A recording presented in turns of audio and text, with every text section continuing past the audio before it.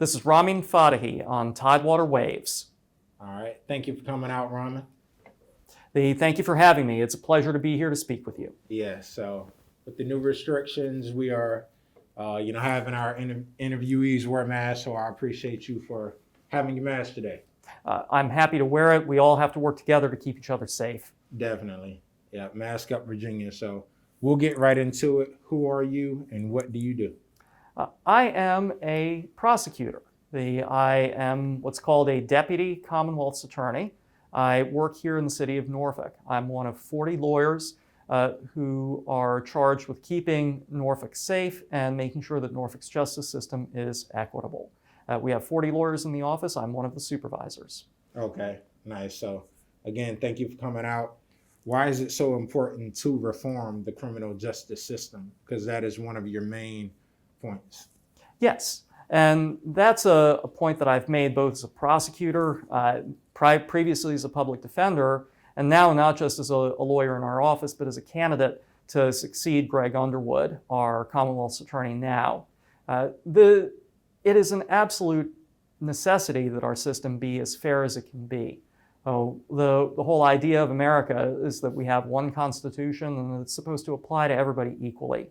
That your brand of justice and your rights shouldn't depend on who your parents are, whether you're rich or poor, whether you're black or white, whether you grew up with advantages or without them.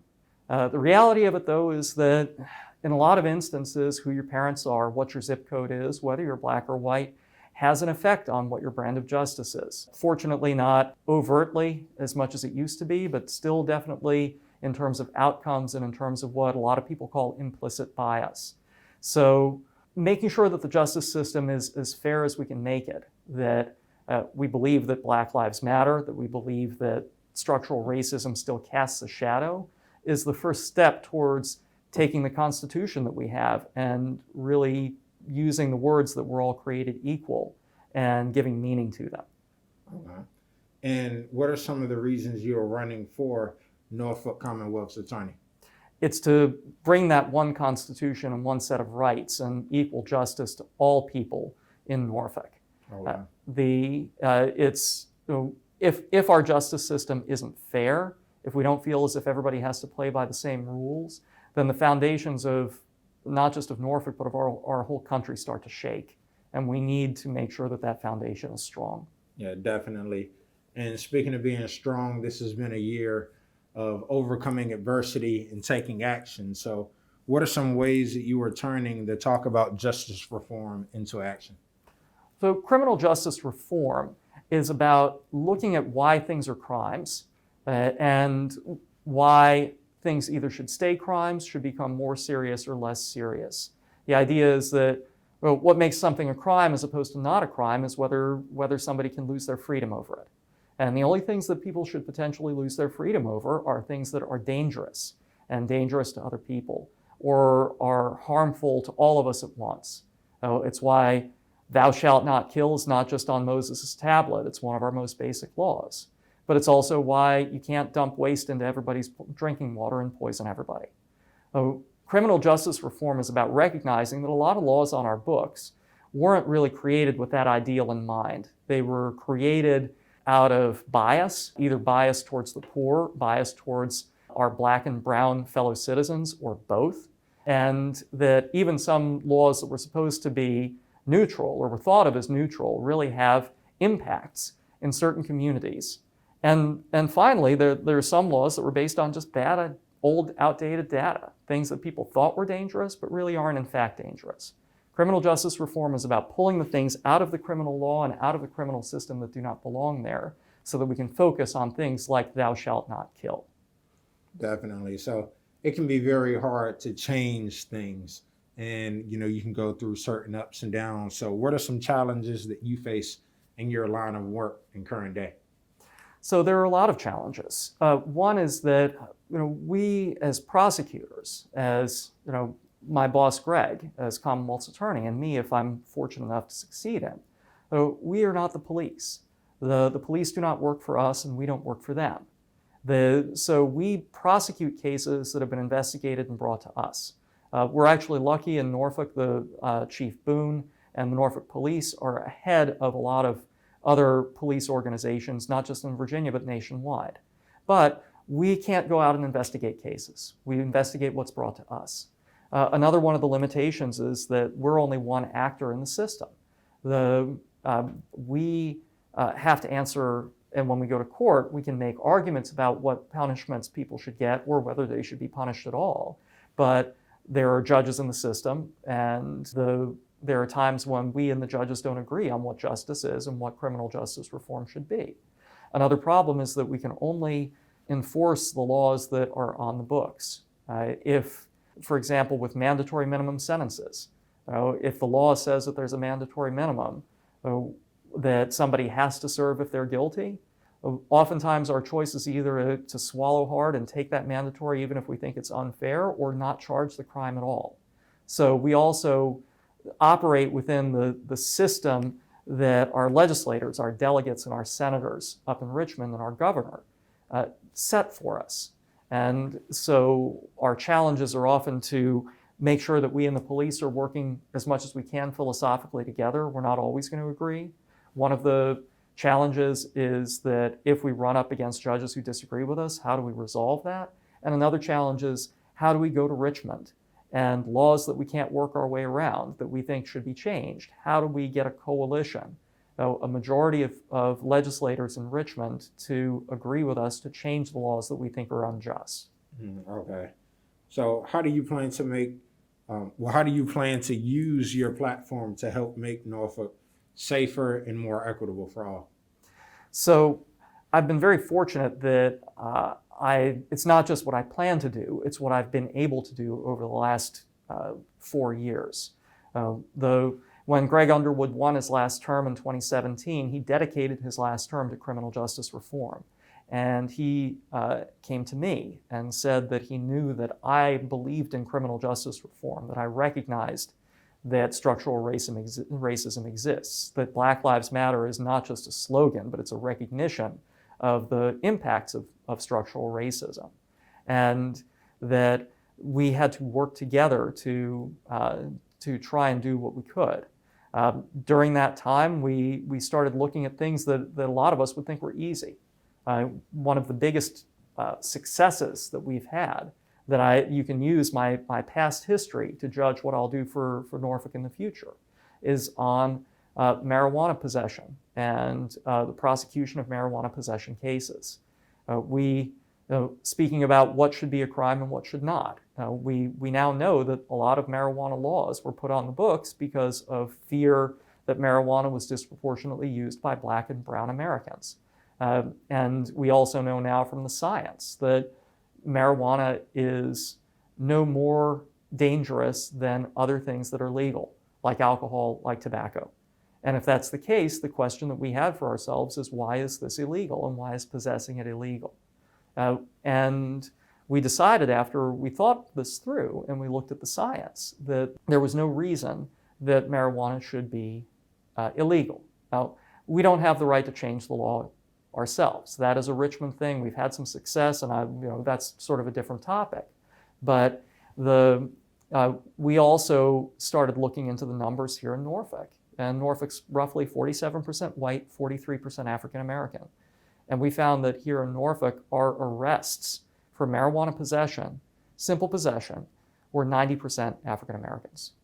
And again, we couldn't change the law. We couldn't order the police to stop charging people. We also recognized that a lot of those charges were not coming out of the police looking to charge people for marijuana. They were looking to work on violent crime cases, and they were coming across people. A lot of people talk about this as the over-policing, under-policing problem. The police, in trying to work on legitimate crime fighting, wind up ensnaring a lot of people in the criminal system who really don't need to be in it. And it wasn't necessarily on purpose, but it's the way it worked. We didn't have the power to change the law, but we had the power to drop those cases. I went in, when Greg decided, when we looked at the numbers to do that, I was the man he sat down and said, write our policy. I wrote our policy on why we were going to do it. I laid out that this was racially disparate outcomes, and that it was actually hurting our ability to prosecute violent crimes, because it was going to hurt our trust in the community. If the community felt that people were being prosecuted for things they didn't need, to be prosecuted for. Why should they cooperate when there are dangerous crimes?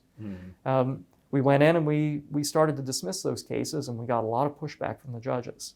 I took fire in the courtroom. I took fire in the paper. Not just our office, but me by name as the person who was in there. And I took fire from a lot of people who thought that what we were doing was wrong. When our judges blocked us, I was the one who then worked on the paperwork and was our office's lawyer in the Virginia Supreme Court to try and hold up our right to dismiss those cases. I did it. And I did it at Greg's direction, but the work was mine. And ultimately, even when the judges at the Supreme Court ruled against us on technical grounds, I was the one who figured out that what we could do and what we should do in conjunction with Greg was to walk away and not prosecute those cases anymore. And we're very proud because as of July 1st, marijuana in Virginia is decriminalized. Nobody goes to jail for marijuana possession in Virginia anymore. And we're hopefully on the road to full marijuana legalization. And this is where I want to go, is with pressing forward on those kinds of initiatives. And that's really not the only thing. We stopped asking for cash bail in cases right around the same time. A lot of people didn't talk about it, but that's just as important. And we can talk more about cash bail, but we decided nobody should be in jail solely because they can't pay. You should either stay in jail because you're dangerous, or because you have a history of not coming to court, or you should be out. But you shouldn't have to pay. I went and I worked on that, and I'm going to advocate in Richmond for all cash bail to be abolished in Virginia. And we could talk all day about all of the different ways that we can look in the criminal justice system. And I will serve as an advocate for Norfolk and for all of the citizens of Virginia to make sure that the laws that need to be changed in Richmond, there is a prosecutor's voice saying that you can change this, and it won't just not hurt public safety, it will help it. Yeah, and I like the way you started that off. You said what you have been able to do, and you ended off with trust in the community. And, that brings me to my next question. Why is it important to strengthen the relationship between elected officials and people that represent the city of Norfolk and the community? Well, elected officials are meant to represent us. We have almost 250,000 people in Norfolk. We can't all get together in a room and make decisions. So we have to pick people, and we have to trust that the people we pick, who vote on our ordinances in city council, who think about our priorities on the school board, who vote on laws in Richmond, and people like the Commonwealth's attorney, who in some ways doesn't enforce the law, but makes sure that the law enforcement outcomes in court match what the community's conscience and the community's safeties deserve.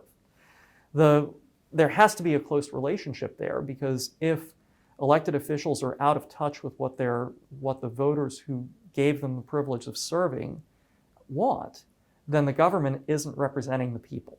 And if the government's not representing the people, that's not our Constitution either. Our Constitution is there for the people to have the ultimate voice. And specifically for prosecutors, the really amazing thing about a Commonwealth's attorney or a DA in other cities or in other states is the Commonwealth's attorney, the prosecutor, is the only part of the criminal system that is directly accountable to the people, that is directly accountable to you. And so just as it's important for your senator or your delegate to know how you feel about criminal laws, it's very important for a Commonwealth's attorney to know how you, the citizens, feel about the prosecution of marijuana cases, about what keeps you safe and what doesn't. It can be everything as simple as who's breaking into cars where, up to, why is violence, why are the beefs turning violent? Why are people who are beefing shooting at each other? It's also important because we need help. Elected officials need the guidance. Prosecutors in particular need help. A lot of the crimes that we prosecute, the violent crimes, people know who did it. And unfortunately, we don't have the resources. And I intend to keep fighting for more resources. But we don't have the resources when the eyewitnesses to a lot of our crimes and a lot of our violence are friends and neighbors. of the people who were involved in the in the crime itself. Now, we have to be real about this. There are dangers when people come to court and testify. It's not, everybody wants to talk about stop snitching and the culture of stop snitching, and that's its own problem. But also, to be real about it, we know that anybody who sees what happens on their street and lives on that street and comes to testify, they are taking a risk. They are engaging in public service. They are taking it upon themselves, on their own shoulders, to come and help us all be safer. We can't pay them. That's illegal first, but that's not the way the world works. But we can't ask them to do this if they don't trust us, if they don't believe that we would do the same for their families, if they don't believe that we only do it when it's necessary, and if they don't believe that the system is designed to punish the things that really matter and not simply put young people and young Black and brown people in the system. We've got to be able to show that we deserve their trust and that we believe in and are grateful to them for taking the risks necessary to keep us all safer. Definitely. And, speaking of strengthening that relationship, it's been a lot of support for the decriminalization of marijuana. And, a lot of people were relieved to see that go through. So from your perspective, why was it so important for Virginia to accomplish that? It was an important first step. Marijuana, as we've talked about a little bit, the criminalization of marijuana has an unfortunate history, partly in people misunderstanding the science, and partly the fact that there was an element of racism in the criminalization of marijuana in the first place. Now that's, the people who did that are almost all dead and gone. We're talking about in the 1920s, the 1930s. What got left over was this idea that using marijuana itself is dangerous, and that marijuana is a gateway drug into the use of heroin and all of these other things. But what we know, stepping back from sort of what people feel and look at what people can see from the data, from the studies, marijuana is, it's not safe. Alcohol is not safe. All of these things can be abused. You can be a real menace to the world on the road if you've been smoking marijuana or if you've been drinking. But the bottom line was, we accept as a country that alcohol is safe enough to regulate and have it be legal. If that's the case, then putting people in jail for marijuana is unjust, and it needed to change. Now, decriminalization was the first step that I think we had to use to show people that if people aren't going to jail for marijuana, it's not going to cause chaos. It's not going to be blood in the streets. It's not going to be, the world isn't going to end, which is what a lot of the opponents really thought. But it was really only a first step. It was an important first step because people were not going to go to jail for possession, but it still criminalized poverty. One of the things that I talked to a lot of people who were talking about decriminalization was, don't stop, because decriminalization still means that people can be stopped, can still be searched. They can still, they still wind up having to come to court. And not just that, our constitutional right to a lawyer when you're charged with a criminal offense is tied to the fact that you could go to jail.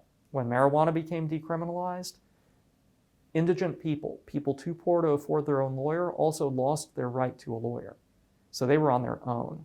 And it was the sort of situation where, yes, nobody was going to jail, but if you were rich enough that you felt like fighting your civil offense, you could hire yourself a lawyer.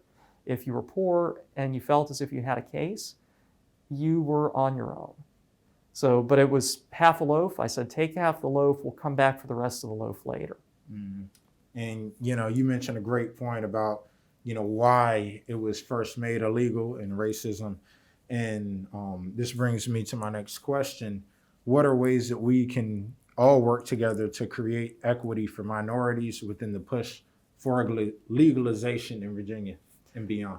I think that's a very important question. It's a little bit outside of what my real specialty is. As a criminal lawyer, I have a real sense of how things connect up. The experts in sort of business and in social justice are probably the better people to talk about in detail. And it's not a simple question. Delegate Heretic, who covers Norfolk and Portsmouth, the first legalization bill that he put through was almost 150 pages long. But there are some very easy things that I think all of us, just as regular citizens, can see. The first thing is that everybody should have the right to grow a small amount of plants for their own personal use. Some people can afford to buy the most expensive, alcohol in the world, and some people can't. Some people can afford to buy the best beer in the world, and some people can't. People are allowed to homebrew beer if they feel like it. There's no reason why, if you want to grow your own marijuana, especially if you can't afford to buy marijuana, that so long as you're growing it for your own use and you're keeping it below whatever level the General Assembly sets, that should not be illegal. All you need is seeds, sun, and water. And that's one way to show that we care about not just how the rich experience the criminal system, but also the poor. Another way is marijuana convictions. All possession convictions should be wiped away. They should be gone. There is no reason for someone to have a criminal record for something that's no longer a crime. There should also be careful consideration of what the prior convictions for marijuana distribution mean. We have to recognize, for example, I can't brew whiskey in my backyard. Like you can't make black market liquor here. So there are still going to be restrictions on marijuana sales and distribution. You have to do it inside the legal system. But the big problem is we don't want to set up a legal system that automatically bars people who have criminal records for marijuana distribution or sales. There has to be a way to ensure that people who would have gladly done this sort of business legally are allowed to do it if they can show that they are willing to be a safe, rule-following part of the legal marijuana system. We don't want to see anybody that people will say, well, you sold marijuana 15 years ago, we don't care what the background was, you can never be involved in this system. That's also, it's inconsistent with our idea that you do your time and you rejoin society. It's inconsistent with the idea that we believe in second chances. And all it does is it encourages people who were in the black market in the first place to stay in the black market. And we don't want to do that. We don't want to put people in a position where they feel as if they have to commit crime. Mm-hmm. Okay. And also, to point to one of your accolades, how was it receiving the Fraud Fighter Award from the Virginia State Police? It's funny you should ask that. So I've prosecuted just about every kind of crime in Virginia. I've been a murder prosecutor, I've been a white-collar prosecutor, a drug prosecutor. I've practiced as a public defender. I practiced in juvenile court even. I never thought that I'd be an insurance fraud prosecutor. So about 3 or 4 years ago, the insurance industry felt as if their cases were going to the bottom of the stack. And they looked to establish, basically to tax themselves, to fund prosecutors. They'd done it for years to fund state police agents to investigate. And I was picked as one of the 2 first insurance fraud prosecutors in Virginia. And my position was very unusual, and I basically got to create it. I traveled outside of Norfolk, which almost no prosecutor gets to travel outside their jurisdiction. I got to work on multi-jurisdictional investigations. I got to teach. I got to work with the federal authorities, which was nice, having been a federal prosecutor, to kind of reconnect with the federals. The Fraud Fighter Award itself was from a case, really a series of cases, that was the intersection between insurance fraud and understanding what it means to be poor and how the poor get sort of ensnared in the system. So, insurance fraud, it sort of sounds like, it's like a faceless insurance company. I don't know that anybody writes their insurance company a Christmas card, but the fact is that when people cheat insurance companies and don't pay their fair share, the people who pay are us. Any of us who has an insurance policy, our premiums go up.